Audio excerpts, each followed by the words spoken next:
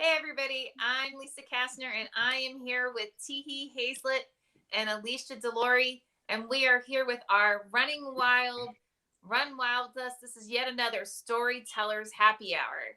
So for those of you who may not be familiar with our Storytellers Happy Hour, what goes down is once a month, Tihi and we invite a storyteller, which really means basically someone who's a great bullshitter, just saying. And we bring them on. Everybody gets a random prompt. And as we are imbibing, we then tell our stories. So it's very informal, it's very casual. It is a hell of a lot of fun. If you are watching this and you are like, what the heck? I don't think this is Thursday at 7:30 p.m. Pacific time. It's all good. You can still watch. It's just that if you make a comment, we're not going to respond, just so you know. Now, for those of you who don't know who we are, I'm actually going to start introductions with Alicia, because Alicia, as of today, is an Amazon bestseller. And guess what, guys? Her book isn't even out yet. No. Her book comes out in Where did that come from? 4 days. 4 days. And Chicky is already in the top 5 for Amazon memoirs. Releases. So you need to pay attention to her this evening, and you need to go out and pick up that jammy because she's the shit. All right. I'm Lisa Kastner. I'm the founder and executive editor of Running Wild Press, and Tihi is one of our amazing authors. His book, Dark Corners, was named one of the best of 2019 by Kirkus Reviews. So we're all pretty good at our storytelling. Just putting that out there. All right. We're BFDs. So with that, I'm going to hand this over to Tihi, who is going to explain how this all goes down. Yes, and welcome to season 2 of the Storytellers Happy Hour. So how this works is, Nice. How this works is I brainstormed a bunch of different random story prompts. In season 1, we had about 28, and because I'm a Virgo, this time we have 30.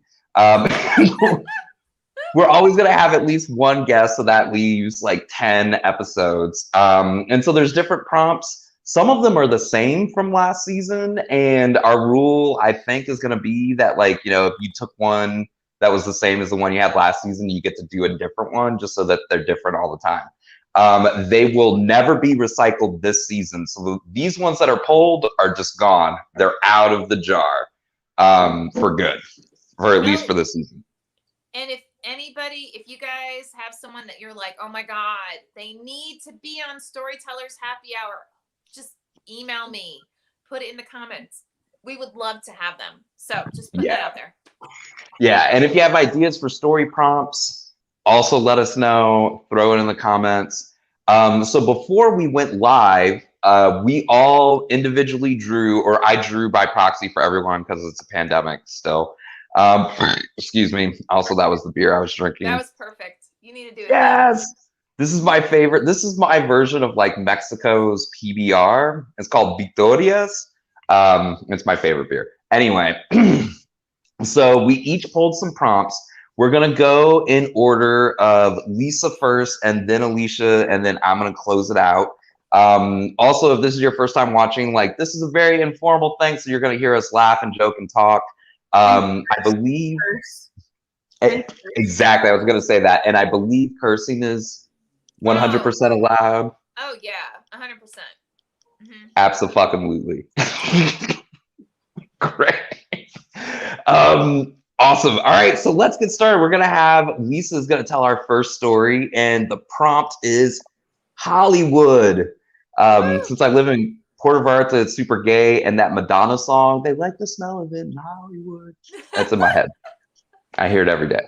Okay, so for those of you who don't know, I actually live in Los Angeles, and my husband and I moved out here about actually like 8-9 years ago. So we've been here almost a decade, which is kind of cool. Anyway, So when we first moved out here, my husband's a musician. He travels a lot. And so that meant, I was like, I'd work like a 12, 14-hour day. I'm one of those people. And then I'd go out at night to, find food. And I figured, you know what? I'm on my own. Because I was on my own, that meant I could actually hit up some of the really high end and well-known restaurants that if I had come in with another person, there's no way I could have gotten a table, right? Like we're talking like table backup for like a month. So there was this one night I just randomly went into this one restaurant, which will remain nameless, but it's one of those that, celebrity, if I was a celebrity, I would have gotten in like that. But because I'm, not, at least not by their standards or whatever, they, treated me like I didn't exist. So it literally took me like 15 minutes just to get a table at the bar to eat dinner, right? So I get a seat at the bar, and admittedly, in all fairness, the bartenders were really nice. And I sit down, and I have my little menu, and up until that point, pretty much everybody I had encountered in Los Angeles and like Hollywood were normal.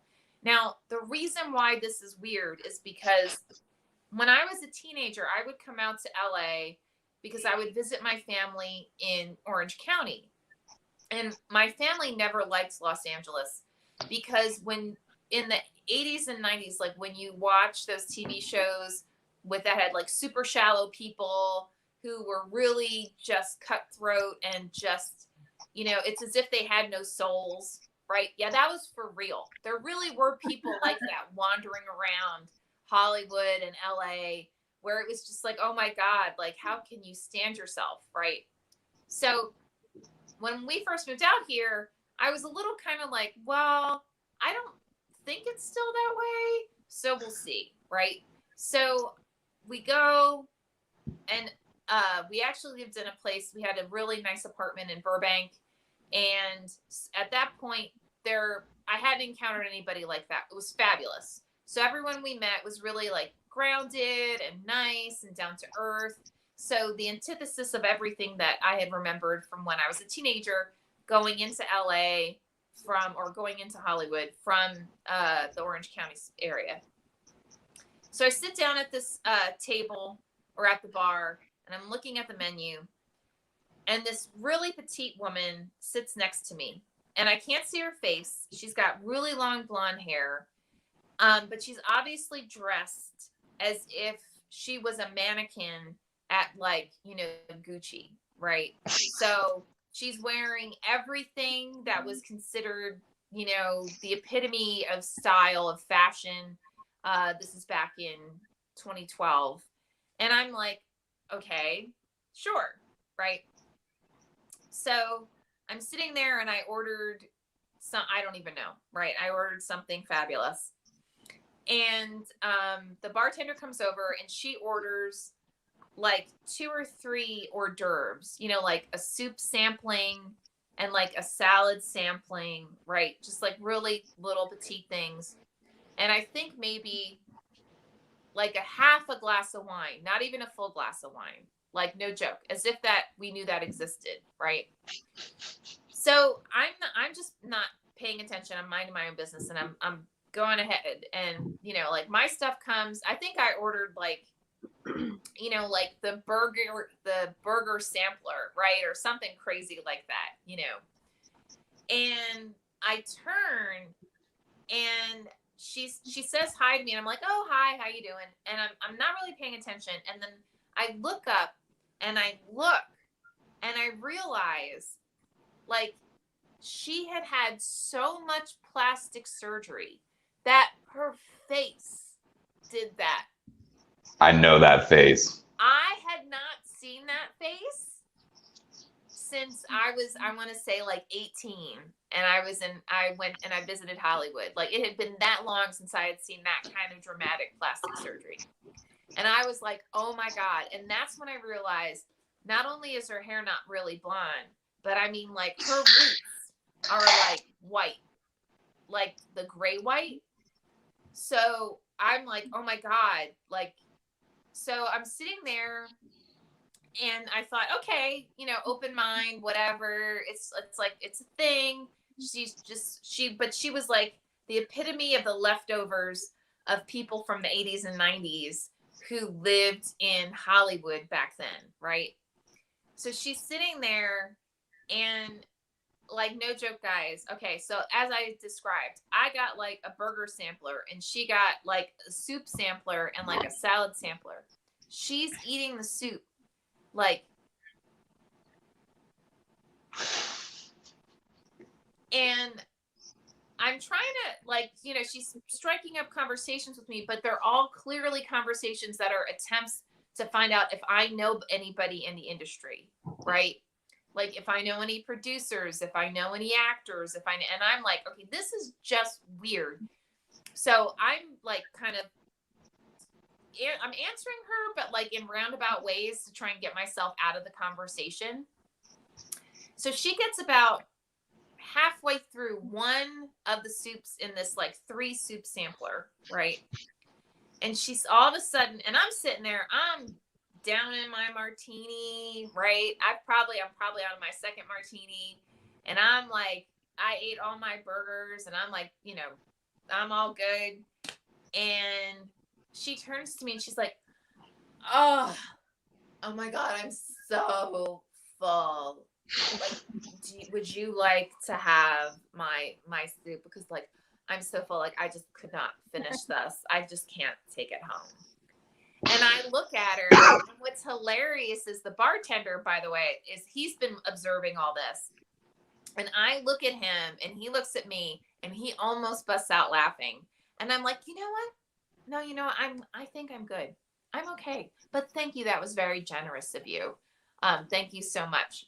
And I just use that as my out to like, here's my credit card, get me out of here. And I just jetted. So that's my bizarre, one of many probably, but the one that sticks in my mind right now, Hollywood story. So I feel like one of the things she fucked up on is like there's no attractive way to eat soup. Like you get all dressed up, you're all dolled out, you're at the fancy restaurant, you're trying to catch somebody's eye, and you're drinking soup. or like you're trying to network. I felt like she was trying to network, but like in such an overt, like bizarre way that, I mean, it wasn't even like a network. It was like, can you hook me up?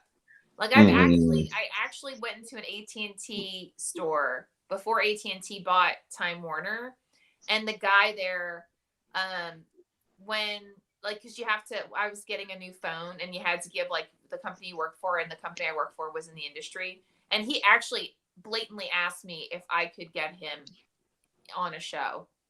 And I was like, how did we get there? Like, how did we go from I work for this company to you want me to get you on a show? And I was like, no, I don't, I'm not in that part. Yeah. So she was almost that, you know what I mean? Like she wasn't quite that, but she almost was that overt. And the thing is there's so much good stuff about LA, but like whenever I was near like Hollywood or West Hollywood for me. West Hollywood. Oh my God. Oh my God. But now I live in the West Hollywood of Mexico, so I don't know what my decisions are. Well, it's funny because to your point, like almost everywhere else, it's all good. Like you don't encounter that. You don't experience it. I mean, and even if you're in the areas where the studios actually are, nope, you don't encounter it. You don't experience it. But it's almost like there's just like this little bucket in West LA or West Hollywood that for some reason is like, yeah. It's bad. Of whatever that is. I don't even know what that is, but whatever that is. So I think like at least the gay versions of those vapid people from the bad LA, like the gay ones, they probably all moved down here because I see them. And they also, these gay men also get the plastic surgery, and you're like, huh. And plastic surgery's gotten so much better. Like, why? There's no reason. And it's always on the people that have the most money, because I'm listening to your story and I'm like, I want Botox so bad. Now, I don't even know it's that they have the most money. Like, because I would bet that she probably wasn't, you know, it's just that for some reason she thought that would get her, you know, something. I have nothing valuable to contribute to this because I've never been to California ever. And that's why you need to come visit me, Miss. I'm an Amazon bestseller before my book is even out. Exactly. Also, you don't need Botox. So, but if you're going to get it, you should get it in Mexico. It's super cheap. So here's the thing. Just around the eyes, because the eyes are what give my age away. Otherwise, you look at a picture of me from when we met back in 2007, I look exactly the same, except for the eyes. The eyes have aged me. I don't think so. You look like you're like 25. So I got my eyeglasses on for a reason. But whatever. You're a baby. They're their procedures. They're like, no, Botox numbs you, fillers plump you. And I was like, I want a numb face. Like, that's what I want. I watch Real Housewives, and I was like, how do I get my hair that frosty? Like, how did it happen? There is one of the, like, you know, sexual icons who of course I'm not going to remember her name, but they like interviewed her years ago and asked, like, how did you stay so youthful? And she was like, I just use soap, water, and lotion. So, and by I mean my plastic surgeon before he operated on me. So someone like, you just make sure you're well hydrated, like, you know. Someone tagged me on TikTok. They wanted to hear my response to, if you could speak 3 words to your 18-year-old self, what would you say? And I was stuck between, like, please go hydrate, please go moisturize, and, like, please stop drinking. And because, like, now to leave, if I could leave my house, really, like, leaving my house without moisturizer, that just seems like a young man's game. Totally. No, you need. I can't believe I lived my life without moisturizer and went to bed with, like, makeup on my face. And I'm just wondering how youthful I would have looked if I had stopped and just moisturized a little bit. It's amazing. It's amazing. I need to get back into a better moisturizing game, but I also live in the tropics, so it's like, you know, if I just step outside for long enough, my skin is going to glisten because I'm sweating because it's fucking hot. Well, here's the other. Before the pandemic, I used to go tanning. Like, it's it's a problem. It's not my favorite, but people would be like, "You went tanning? Oh my god!" I'm like, I drank, I smoked, like, I got nothing left. Like, this is my bad habit. Like, no. Yeah, it's bad.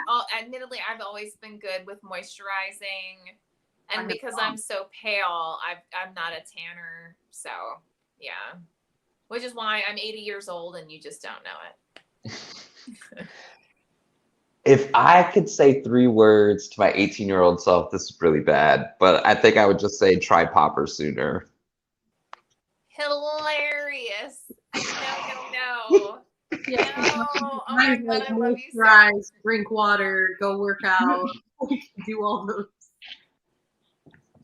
Just like make sluttier decisions. You'll be fine. How did we go from, like, drink water, do lotion, drink less, work out, to use like, I've got very, like, adult things like no credit cards, learn your taxes. Yeah. Mm-hmm. Get an accountant. What is escrow? I don't know. I think that's smart. I figured out a lot of the adult stuff anyway, but I don't know. I had fun because I was a wild person, but, like, I could have went harder. And, like, that might be my one regret is, like, you needed to go harder. You needed to go harder. I held you back in some ways. Not you. 18-year-old me was in Florida, and I just came out of the closet, and I didn't know what I was doing. I was, like, really insecure, and that was the moment where, like, probably, like, you know, my body was, like, right, and, like, you know, I was really young, and, like, I was like, I didn't capitalize enough on that. And then you get older in the gay community, you see the way they look at younger people, and I was like, man, I really missed the ball. Oh my God, you're hilarious. But it's fine. On that note. All right, who's next? Next up is Alicia, and I can't spell, which is why I needed to take advantage of my youth. But the prompt here is premonition or omen. There's so many. This might have to be a series. Okay, so Tihi was there for this. I love stories that include Tihi. So we went to a Halloween party in 2007. Halloween had gone on for a week. Like it was the end of October, like and early November. And like irony of that whole thing is I dropped out of Ithaca College because I was drinking too much and not paying enough attention to my studies. And we had literally been drunk for like a week, partying every night. Wow. It was so much fun. And it was just like bad decision after bad decision. There was that guy that I met at the first half of Halloween. You remember? He was dressed like Fred Flintstone. Oh, I do remember. Okay. So, and then after we, like the fourth day we spent together, he's really like, I'd meet him 4 times consecutively. He even comes to visit me sober for like waffle night at my dorm. Right. Like, so I'm thinking he's into me. And I was like, guy's never been into me sober. This is like, this could go somewhere. Yeah, so the 4th night we spend together, he gets with his ex the next day. So, which is fine. I'm 20, it's fine. So on November 3rd, Tihi comes to me and says, there's a party. I forget the name of the apartment complex, but it was that party where he's like, a friend of a friend I know. Like, we used to go to parties and steal people's booze. Like, I remember we were at a party and like we found like a 5th of Mr. Boston, and he's like, come here. And like we would just okay? And he's like, it's fine. Like, oh my god, I love you. And like we did like the 5th in someone's kitchen and like drank all their Mr. Boston, which burns, by the way. When you're stealing, you don't have time to find chasers. It was and so he's like, it's November 3rd. Like, we had been partying before Halloween. We partied on. And I'm like, I'm so tired. Like, I don't want to do this. I just got like jilted pretty bad by like, he literally left my house and was like, take me back. And I was like, oh, that's great. So my mom's watching. So sorry, Mom. I'm like, I'm done. Screw guys. He's like, no, this is going to be fun. It's a very chill party, you know, at like a friend of a friend. I don't know if you were friends with him. You knew him because you introduced me to him. It's very fuzzy. I'm in my old age. But was it a Players Club? Was that the name of the apartment? Yeah, it was called Players Club. It wasn't called that very soon after. Somebody bought it out. So he's like, we're going to go to Players Club. Halloween party. I'm like, it's November 3rd. Like, let's retire all of it. Because I was walking around in a like Walmart fake denim like shorts, bathing suit bottom, fishnets, boots, like Lane Bryant corset, and a cowgirl hat, and like a button up that I had tied up. And like I was about 210 back. Like it wasn't sexy. Like whatever. So I don't know. The pinstripe gangster outfit, you were a sexy gangster. Anyway, I had a leather cowboy hat, which, side note, was given to me by my ex-stepfather when we moved to Georgia because I thought everybody wore cowboy hats in the South and said howdy. I did not know that that was not a thing. I had a lot of culture shock when I moved here from Massachusetts. Woo! Yeah. So I finally found an occasion. I'm going to be a sexy cowgirl because that's what you do in college, right? So we go to this party. I'm like, or he talks me into it. He goes as Pharaoh, looked very handsome. He did his makeup, and I was like, screw guys, I'm done with guys. Girls only if it comes to that. So we go to the party. He introduces me to the birthday. It was like a birthday Halloween party. Mm-hmm. And like he was dressed. I was dressed in the cop. So we're just like walking. I don't care. I just care where the keg is. Like, I'm not looking to make friends. And so that's where I'm at. Like, we're outside smoking Pall Malls, you and I. And some guy dressed as, he looks like Christina Aguilera, like dirty era. He's in a fuzzy red top, fuzzy red bottoms, but the top is like, he'll look better in that than I ever will. Fuzzy top here, and then like bare belly and like red bottoms. He comes out and he's very uppity, like he's got painted red nails, beautiful eyelashes, stunning, beautiful, long black wig, gorgeous. And he steps outside with some guy who's half-assing it as Tony Stark. He's got a touchlight under his button-up. And they're like, is there room out here? And I'm like, no. Because that's just how I am. Of course there's room. Like, that's just sarcasm, right? So I find out later, he goes and he's like, what's her problem? What a bitch.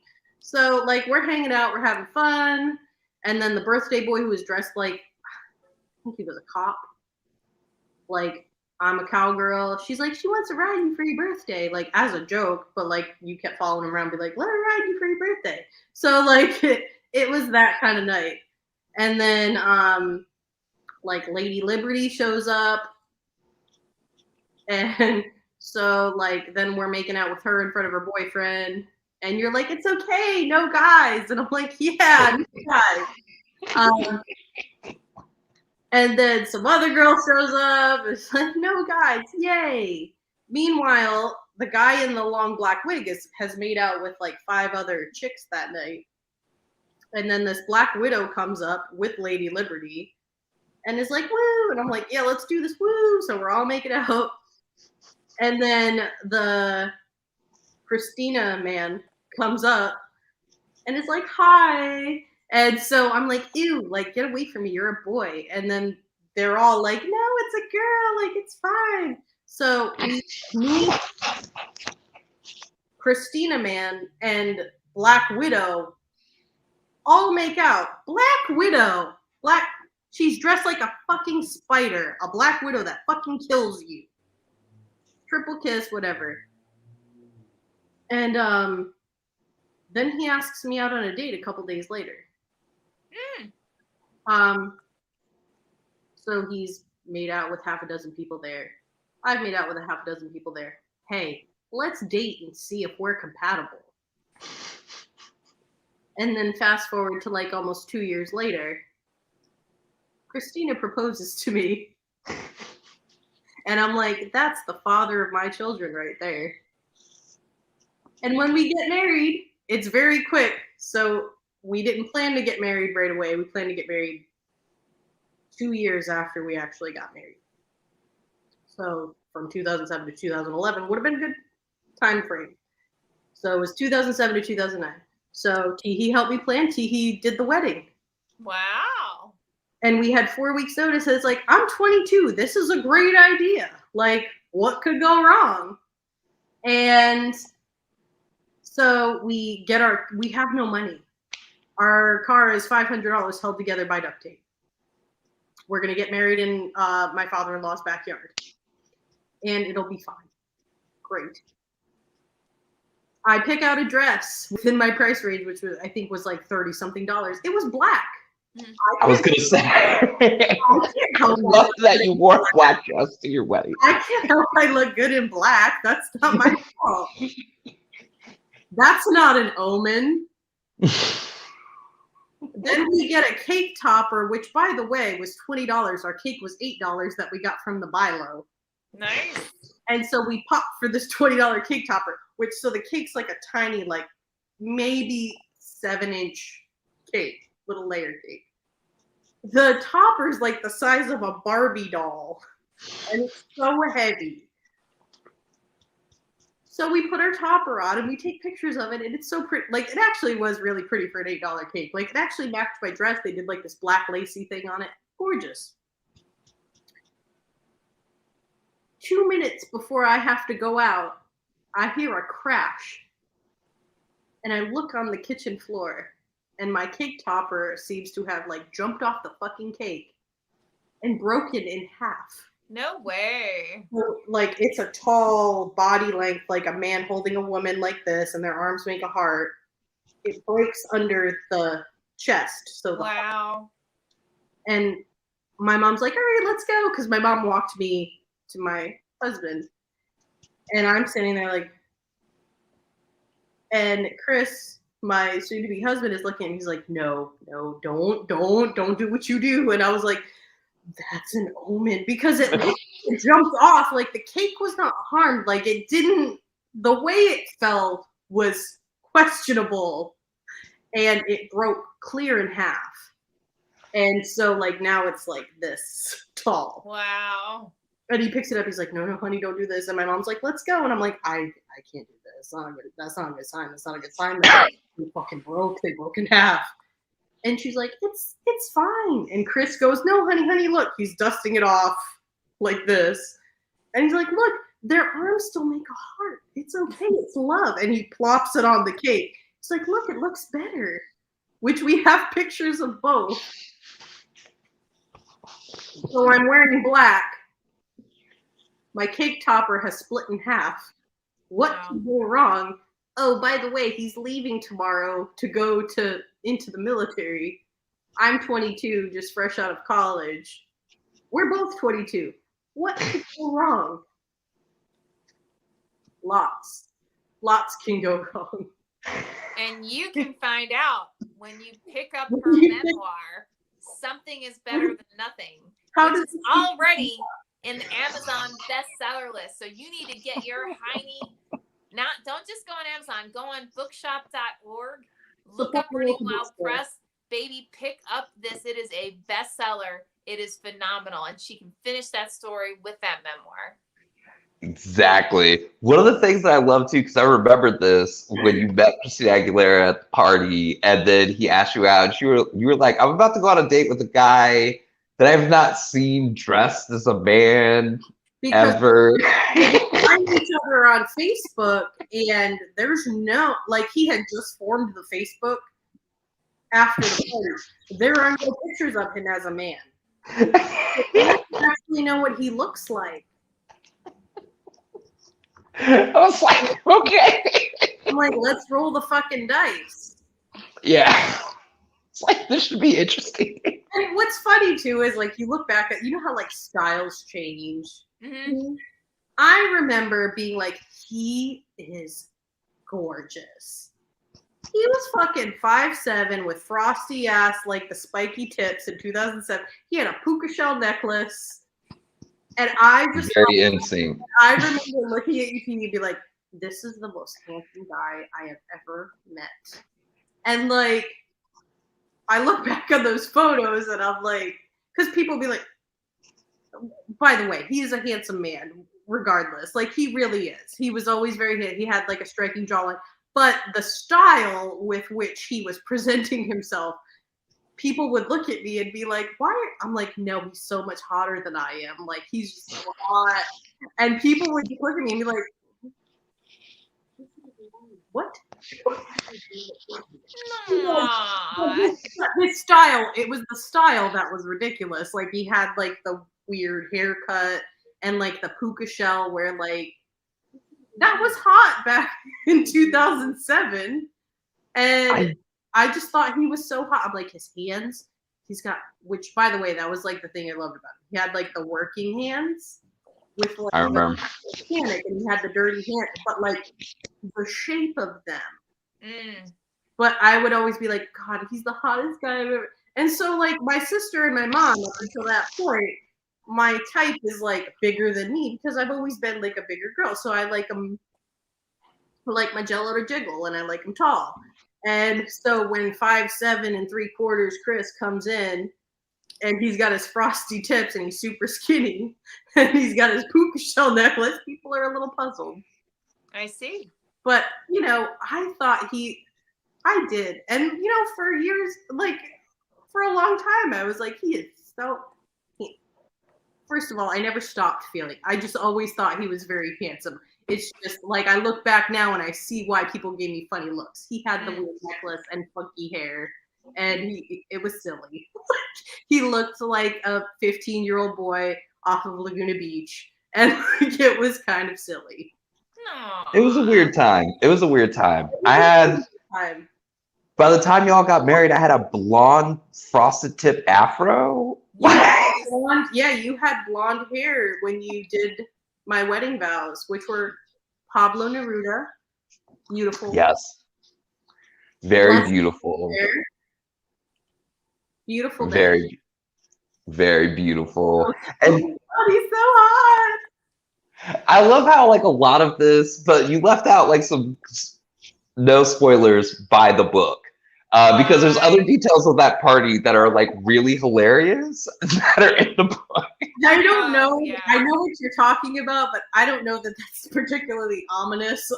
Which by the book, like for by real, the book. By the book. I was there. It totally happened. Bill Patrick read that and was like, "That happened." I was like, "What the hell?" I'm like, "Oh no, that definitely." Physics. I don't get physics. I don't think it follows physics. By the by it. It's always a bestseller by the book. One of the best like compliments too, because I'm reading the book and because I read an advanced copy because I was in the first chapter and I was like, "Thank you, Alicia, for making me sound hot."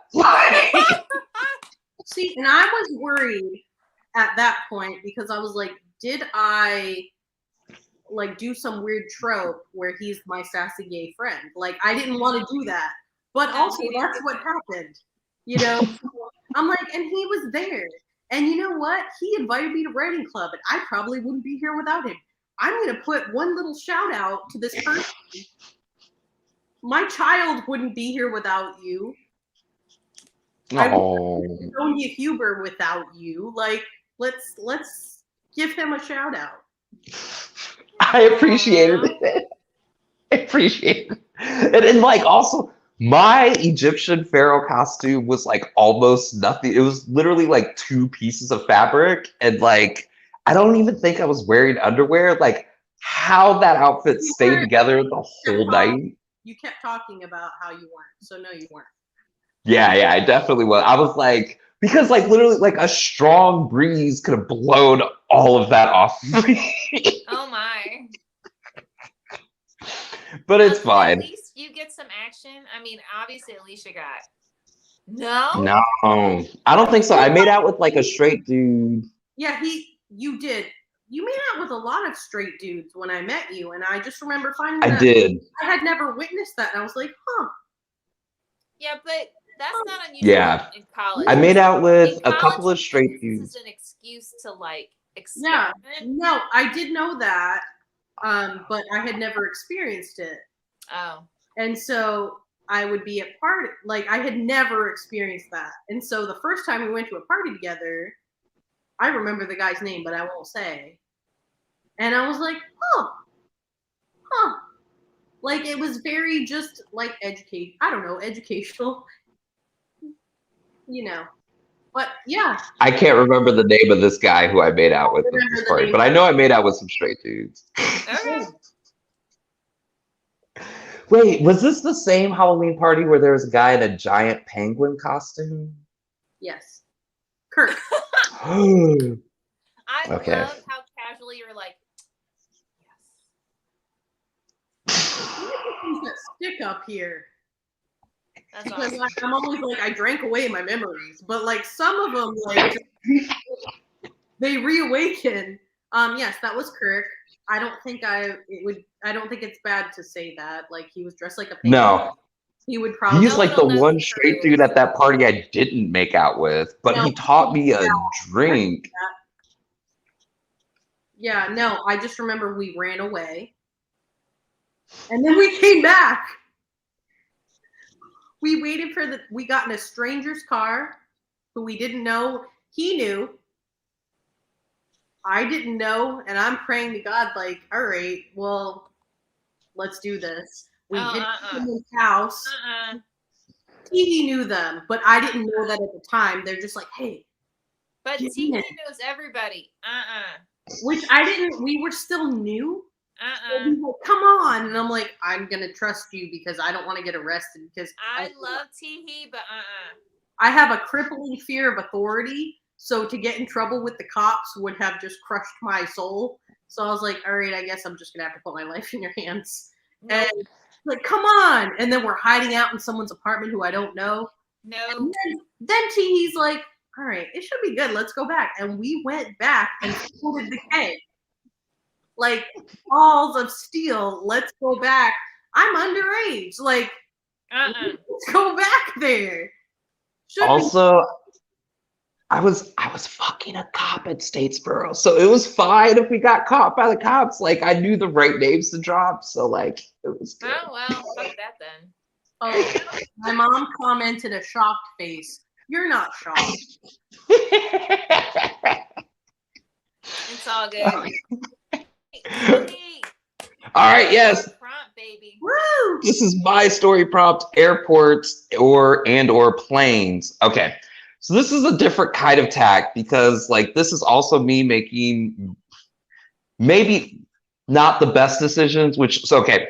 Before the pandemic in 2019, I had an opportunity through work to go to a human rights conference in Tunisia, in Tunis. And it was the first time that there would be this kind of human rights conference that is kind of in the Middle East. You know, Tunisia had a revolution about 10 years ago, blah, blah, blah. It's worked out okay or not okay. It's also a very conservative Muslim country, and I'm like an out queer person of color, which is a little weird. And yeah, but I was like, sure, I'll go to Tunisia. I've never left the United States before. How bad can this be? And then I made another dumb decision, which is like my coworker came with me and he had some friends in the conference, and he were like, we are gonna go when the conference is over. He's like, we're gonna go get this Airbnb in this small town somewhere in like rural Tunisia. We don't know where it is. And I was like, what part of the country? This country is like the size of New Jersey. Like, what part of this country? And they're like, we don't know. We're just gonna, when the driver comes, we're just gonna get in the car. We're gonna go and me, sure, that's fine. Let's do that. Let me get in the car with strangers. That totally makes sense. In Africa and go to some part of the world that I've never seen. Turns out awesome. It's beautiful. It's one of the most beautiful beaches I've ever seen in my life. Once I arrived, I felt safe, but the car ride up there was a little dicey. So I spent 2 days in this beautiful Mediterranean beach paradise bungalow villa. And then it's time for me to go. I was flying to London. But I was in this small town called Rafraf, which is about a 2.5-hour drive to Tunis, which is where the international airport is. And so the Airbnb host is like, my cousin's going to give you a ride to the airport, except for he doesn't speak English. So I just like sort of gather this over like lots and lots of talk. So I'm outside, I'm waiting. And like, you know, in the United States, when you're flying somewhere, you want to get there like 2 hours before. But I was like, I'm flying internationally. I'm flying out of Tunis. Like, let me try to get there 3 hours before. So I like timed this and I was like, all right, I'm outside my bungalow waiting for my Airbnb host cousin to pick me up and drive me to the airport. And I'm waiting and I'm waiting and I'm waiting. And in about 30 minutes, I'm a Virgo. I like call out to Monsef, the Airbnb host. I'm like, where's your cousin? I try to say this in French. I can't speak French. It was ridiculous. And he's like, he's coming. An hour and a half goes by. So now I'm not even at that 2 hour before your flight limit to fly out of Tunisia. And I am a 2.5 hour ride away from the airport. So the driver finally shows up. His name is Nabil. We're still Facebook friends. And so I was like, here's the time of my flight. We need to get to the airport now. Like, I know this is a 2.5 hour drive, but you need to make this drive in 1.5 hours. And he's like, no problem. I got it. He's like speeding down the interstate. And at the same time, he's like, you're American, except for he doesn't speak English. And like, he speaks Arabic and French, and I speak neither one of those, but like, we're trying. And he's like, America, US, you're US. And he like puts his arm up next to my arm, except for he's going a fast amount of kilometers per hour down the interstate. That's something you would get me into, and I'd be like, it's fine. It's fine. Don't worry. It's all good. Yeah, and I was like, this is fine. But he's like, you're my skin color. And I was like, maybe you should put your hands on the wheel. But like, you can't understand me anyway. Blah, blah, blah. It's fine. And we're going fast, right? We're going fast down the interstate, but we're going in kilometers, not miles an hour. So like, I look at that number and I'm like, I can't make sense of this number. I don't know how fast we're going.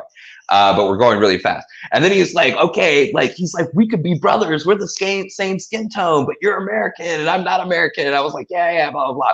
And he's like, I teach you Arabic. And so like, then no, he's no, like, you teach me airport.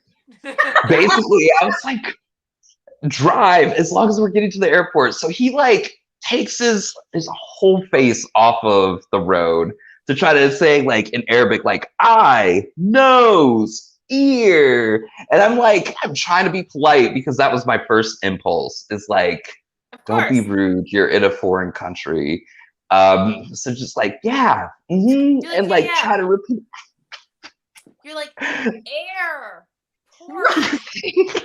And I keep looking at my watch too. Like, I really hope I can get out of this country. Because I would like for that to happen. That, like, I know I wouldn't have. I'd be like, look at the fucking map! So he's like, he's trying to explain different face parts in Arabic. And I'm like trying to listen and be polite. And then I look up the road and there's like a car that's just parked. But we're like barreling it. And out of nowhere, I don't know how this happened because I swear to God, I don't speak French. But I was able just out of nowhere, like it was like a guardian angel, which must be exhausted watching over me. But I'm like, voitoi, like French for like car. And he's like, You just spontaneously speak French. Just like that episode of The Simpsons. I was like, I can speak French now, except for I tried to speak more French and I cannot speak more French. It just like where did you come from? And so we swerve. It ends up being a wedding too. So if we hadn't, we would have hit this like full speed, like taken out several people. That's awesome. It would have been bad. So we finally get there. This is how fast we're going though, because we get there and I am slightly early to the airport at Tunis airport. And he's like, I told you I'd get you here. And I was like, yes, Nabil. Yes. And he's like, Facebook. Like we have to look each other up on Facebook. And he's showing me pictures of his house. And he's like, my house, Airbnb too. Like you return, stay with me. Oh, we're so... I like Nabil. He posts a lot of videos of just driving around Tunisia, which I think are like always really fascinating. I love him. Anyway. He got me to the airport on time in one piece, so I'm like, you're the best. Tihi story I've ever heard. Like, so I get to spontaneously knowing French, almost mowing down a wedding. Oh no, there's more. Keep going. There's so much more. So I get to the airport and I'm like, you know, because we left, there was an hour and a half left. And we got there and there's maybe like 20, 30 minutes before the flight. And I was like, but I think this is enough time to make it through because I also remember that Tunisia does not have a TSA like the United States has. So like I go through the metal detector and it just erupts. Like everything is going nuts. And the cop, the guard there, like looks at me and he's like, come on. And I was like, really? And I was like, do you want to check my pocket? And he's like, no, you're fine. I was like, oh, okay. This is how I'm going to make my flight. Here with me. That's refreshing. I totally want to go back to Tunisia too. So I make it to the terminal. I'm there. I get to sit down. I'm all sweaty. I get to sit down for probably about 5 minutes. Long enough, I see one guy, one white man who was not at the conference whatsoever, who's just like hanging out, flying. And I'm like looking at him and I'm like, CIA? are you CIA? Because like you don't see Americans in Tunis at all. Like when I was there, the only Americans I saw were like at my conference. I was like, what the fuck are you doing here? But before I can figure that out, I have to get on the plane. And I didn't recognize this, but somebody at the conference had warned me. They were like, Tunis Air is the worst airline to fly with. And I had flown in on Turkish Airways, which is the best. Yeah. Turkish Airways is the best airline. I heard that. It's beautiful. They gave me, I was in economy. I ate filet mignon. I had unlimited wine. I had like the most comfortable pod thing. Oh my God, it was great. Those Tunis Air. international airlines are like, even Ryanair gets like that shit rep. It's like, follow their rules, but you'll get a ton of room and a cheap fare. Like, it's fine. It's totally fine. Tunis Air, very different kind of airplane. I get on this airplane, every single seat, the upholstery, that plastic is just ripping at like all the seams so that you can see all the stitching into it. And like people are putting their Did you have a good fare at least? Oh yeah, it was super cheap. And it was only like a 3-hour flight to London for like less than $100. I was like, whatever. And I was like, oof, you get what you pay for. Yeah. So I'm in the economy. The chairs don't feel fully bolted to the floor of the plane. And after they put everything up in the air, you know, the compartments, they're all like shaking and some of them are loose and like not all of those like things can close properly. And I was like, oh my God, this is the plane that I'm going to fly over the Alps with. And it takes off. Clear day, turbulence right away. Turbulence pretty much throughout. We're flying over the Alps, and it's just like this thing was like tied together with like a wish and a prayer. Like, It was the equivalent of that car Chris and I had. It was just duct tape. Exactly. You just hold on to the armrest, and you're just like, no, we just gotta make it. We'd hear about this on the news if it was bad. Like, it's all good. I'm gonna make it. It'll happen. And then they do the in-flight service with the food. And I gotta tell you though, that food was fucking bomb. It was like some lamb and a curry. They're investing in the experience, not the facility.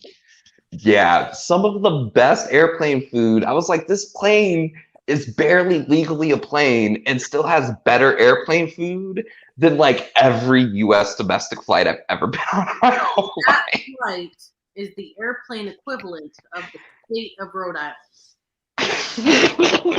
There you go. There you go. You just got a mouthful there, friend. Barely legally qualified as a state, but somehow Rhode Island of airplanes. There you go. Yeah. So that's my story. And then I made it to London safe. Although I was like, the guy behind me was coughing the whole flight. So as soon as I made it to London, I got to the terminal. I heard English for the first time in 7 days and was like, oh my God, it almost like fell down. I was like, I can understand things. And as soon as I left the airport, I started coughing and then I had a fever. I was like sick like that. I was like, fuck you, guy behind me who's probably CIA. Let's mask forever. I was masking in planes before it was cool. Like, let's. Yeah. I will always mask on a plane from here on out. I'm never not going to do that. I don't want to shake people's hands anymore. I'm all about the elbow. Yep. Okay. Yeah. I'm like, why not? You don't know. I don't know where your hands have been. I don't know where my hands have been sometimes. It's just not a good idea. People with beautiful eyes, this is our time to shine. Like, let it happen. Let it happen. Sure. Yeah. It's our time. Why not? Well, sometimes you can. Yeah. Oh, I was gonna say sometimes you can tell people are unattractive even if they're wearing a mask and you can only see the top part of their face, and you can still look at them and you're like, that person's hot, or the opposite where you're like, that's true. Yeah, you can totally tell. Mm-hmm. Yeah. Yep. So with that, I'm gonna remind everybody to pick up Something is Better Than Nothing, Alicia's debut memoir. It is out on March 14th. It is already an Amazon bestseller. You need to pick it up. And now, with that and that, I want to thank Alicia for joining us, Tihi for being an amazing host as he always is. And I want you guys to join us again next month. We're going to have even more storytellers who are just phenomenal. We love you all. Thank you. And we will see you. We'll see you next month. Bye. Ciao.